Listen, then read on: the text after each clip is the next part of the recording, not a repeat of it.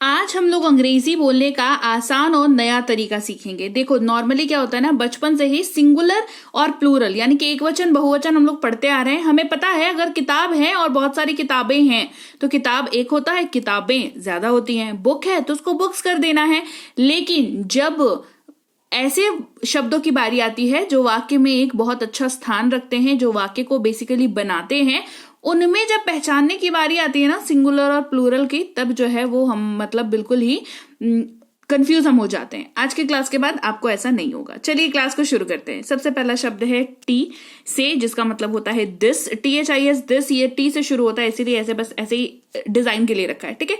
This जो है इसका मतलब होता है ये, यह या ये। और सुन लो, बिल्कुल ही अपने दिमाग को बिल्कुल एकदम फ्रेश करके इसको डाल लो कि दिस जो है वो सिंगुलर शब्द है, ये एक वचन है, ठीक है। इस्तेमाल भी देख लो, यह मेरी किताब है, this is my book. Book है, देख लो, ठीक है। This is my book, this के साथ इसीलिए बुक्स नहीं होगा, बुक होगा। क्या ये आपका घर है? Is this your house? क्या आपका घर है? Is this your house? मुझे ये पसंद नहीं है, आई डोंट लाइक दिस। मुझे यह पसंद नहीं है, आई डोंट लाइक दिस। अब है दीज, THESE दीज। इसका मतलब होता है ये सब, और ये बहुवचन यानी कि प्लूरल है। ये सब मेरी किताबें हैं, दीज आर माई बुक्स, ठीक है। दीज के साथ बुक्स, ये सब मेरी किताबें हैं, दीज आर माई बुक्स। क्या आपने ये फॉर्म्स चेक किए? Did you check these forms? Did you check these forms? Forms है, देख लो, मतलब एक से ज्यादा है। ये सब चीजें मेरी नहीं है, दीज थिंग्स आंट माइन। ये सब चीजें मेरी नहीं है, these things aren't mine. That की बात करते हैं, THAT दैट, जिसका मतलब होता है वो या वह, और ये भी एक सिंगुलर वर्ड है यानी कि एक वचन का वर्ड है। इस्तेमाल देख लो, वह मेरी है, दैट इज माइन। वह मेरी है, दैट इज माइन। क्या वो सच है? Is that true? क्या वो सच है? Is that true? वह मेरी किताब है, दैट इज माई बुक। वह मेरी किताब है, that is my book. Those की बात करेंगे, जिसका मतलब होता है वे सब, वो सब या उन, और ये प्लूरल वर्ड है यानी कि बहुवचन है। वो सब मेरी किताबें हैं, दोज आर माई बुक्स। वह उन कपड़ों में क्यूट लगती है, she looks cute in those clothes, ठीक है। She looks cute in those clothes. वो सब किताबें तुम्हारी हैं, दोज बुक्स आर योर्स। वो सब किताबें तुम्हारी हैं, दोज बुक्स आर योर्स। अगले शब्द की बात करते हैं जो कि है देयर, THERE देयर, जिसका मतलब होता है वहां, और ये अलग इस्तेमाल है। मतलब ये जो है ये लोकेशन वाइज इस्तेमाल होता है, ये जगह बताने के लिए इस्तेमाल होता है। जैसे वहां देखो, लुक देयर। वहां देखो, लुक देयर। क्या यह वहां है? Is it there? क्या यह वहां है? Is it there? वहां कौन था? Who was there? वहां कौन था? Who was there?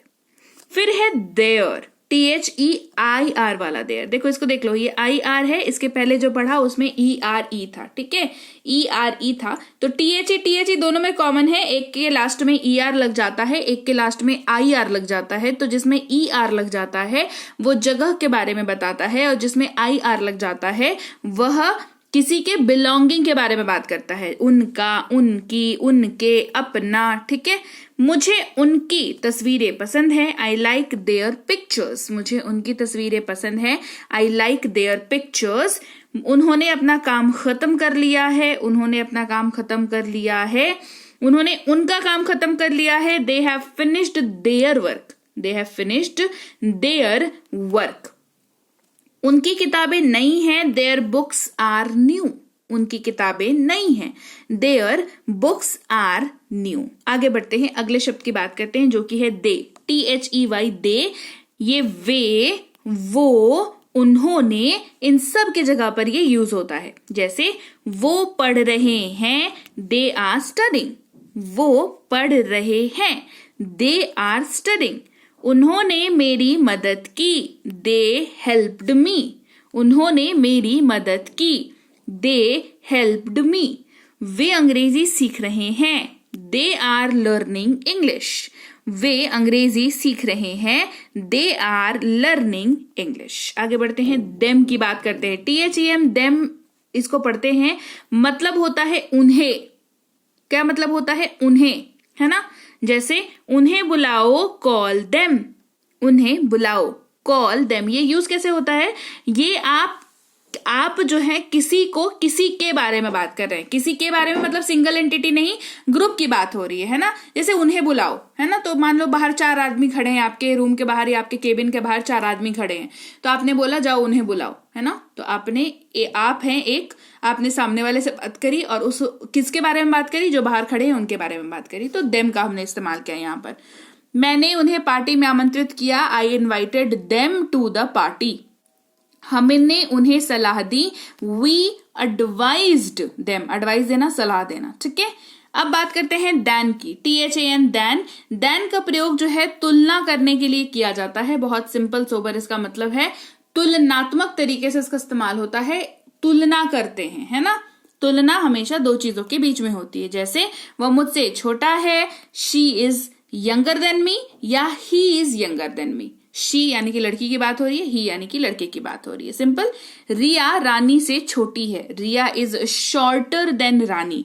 शॉर्टर का मतलब क्या होता है? यंगर का मतलब क्या होता है? यंग का मतलब होता है जब आप एज की बात करते हो, और शॉर्ट का मतलब होता है जब आप हाइट की बात करते हो, ठीक है। वह आपसे कम पढ़ता है, he studies less than you. बात करते हैं अगले शब्द की, जो कि है देन, THEN, देन। अभी तो पढ़ा, वो देन था, ये देन है। उसमें ए था, इसमें ई है। इसका मतलब होता है तब, तो, या तभी। तभी मैं जा सकता हूं, then only I can go. तो तुम क्या करोगे? What will you do then, है ना। आ रही है बात समझ में? मैं तब घर पर था, I was at home then, right. फिर बात करते हैं टू की, TO2, जिसका मतलब होता है से। जब बातचीत कर रहे हो अंग्रेजी में, और अगर फॉर्मल राइटिंग के टर्म्स में कहा जाए तो इसको सेवा में की जगह पर टू लिखा जाता है, ठीक है। प्रेषक बेसिकली, है ना। उससे बात करो, टॉक टू हर। मुझसे झूठ मत बोलो, डोंट लाई टू मी। इसे सुनो, लिसन टू दिस। एक और टू होता है जिसमें डबल ओ लगा हुआ रहता है ना। और कंफ्यूज होते हैं बच्चे कि सिंगल लगाएं डबल लगाएं, मतलब समझ लोगे, दिक्कत नहीं होगी। जब सिंगल कब लगा रहे हैं, या तो एप्लीकेशन वगैरह लिख रहे हो तब लगा लो, या तो से के तौर पर बात करो, मुझसे, उससे, हमसे, इनसे, उनसे, ठीक है। To me, to us, to them, है ना। डबल ओ कब लगाते हैं? जब आपको वाक्य में किसी चीज पर जोर डालना हो या बढ़ा चढ़ा कर दिखाना हो, भी या बहुत, है ना, या किसी चीज को शामिल करना हो। कैसे इस्तेमाल करेंगे देखो। बहुत देर हो चुकी है, इट इज टू लेट। बहुत देर हो चुकी है, इट इज टू लेट। वो बहुत व्यस्त है, she is too busy, she is too busy, ठीक है। मैंने भी देखा, आई सॉ इट टू। मैंने भी देखा, आई सॉ इट टू। ये इस तरीके से इस्तेमाल हो रहा है। क्लियर हो गई बात? तो चलिए, ये थी आज की क्लास, जहां पर हमने सीखे बहुत ही ज्यादा इंपॉर्टेंट नियम जो अंग्रेजी बोलने में आपकी बहुत मदद करने वाले हैं। क्लास कैसी लगी कमेंट करके फटाफट से बताओ। किस टॉपिक पर क्लास चाहिए ये कमेंट करके बताओ। क्लास अच्छी लगी है, क्लास को लाइक और शेयर करें। आप देख रहे हैं संरीति इंग्लिश अकेडमी। लोगों को बताइए भाई कि कैसी क्लासेस होती है, यहाँ पर बढ़िया क्लासेस होती है, तो सब्सक्राइब कर लीजिए और लोगों से भी करवाइए। सब्सक्राइब करते वक्त बेल नोटिफिकेशन ऑन कर दीजिएगा। इसके अलावा हमारी ऐप है जिसमें आपको इंग्लिश स्पीकिंग के लिए कोर्स यानी कि बेसिक से प्रो स्पोकन इंग्लिश का कोर्स है। English writing, application writing, notice writing, draft writing, speech writing, Telegram writing, ये सब कुछ जो है आपको इंग्लिश राइटिंग कोर्स में मिलता है। ग्रामर की कोर्स अवेलेबल है, रीडिंग की कोर्स अवेलेबल है और ये बुक्स अवेलेबल हैं। सारी चीजें संरीति इंग्लिश अकेडमी ऐप जो कि आपको गूगल प्ले स्टोर पर मिल जाएगी, वहां पर अवेलेबल है। वहां से डाउनलोड और इंस्टॉल कर लें इस ऐप को। कोई दिक्कत अगर ऐप में हो तो इस नंबर पर व्हाट्सएप मैसेज करके आप जानकारी प्राप्त कर सकते हैं। हमारे प्रतिनिधि आपकी सहायता करेंगे। हमारी ई बुक्स इस वाली वेबसाइट पर भी अवेलेबल हैं। ऐप से भी ले सकते हो, यहाँ से भी ले सकते हो, कहीं से भी लीजिए, लेकिन डाउनलोड करके अपने पास रखा करिए। साथ ही हमारा व्हाट्सएप का ग्रुप, व्हाट्सएप का चैनल ज्वाइन करना ना भूलें, टेलीग्राम का चैनल ज्वाइन करना ना भूलें। हर जगह पर आपको हम लोग संरीति इंग्लिश अकेडमी के नाम से ही मिल जाएगा। आपको ये वाला चैनल, चाहे व्हाट्सएप हो, टेलीग्राम हो, फेसबुक हो, इंस्टाग्राम हो, हर जगह पर हमारे साथ जुड़ जाइए, और ताकि आपको क्लासेस जो है रोज की रोज मिलती रहे, आपसे कहीं भी मिस ना हो, है ना। और मैं आपसे मिलूंगी आपकी अगली क्लास में। Till then, thank you so much for watching. Stay tuned to Sanriti English academy.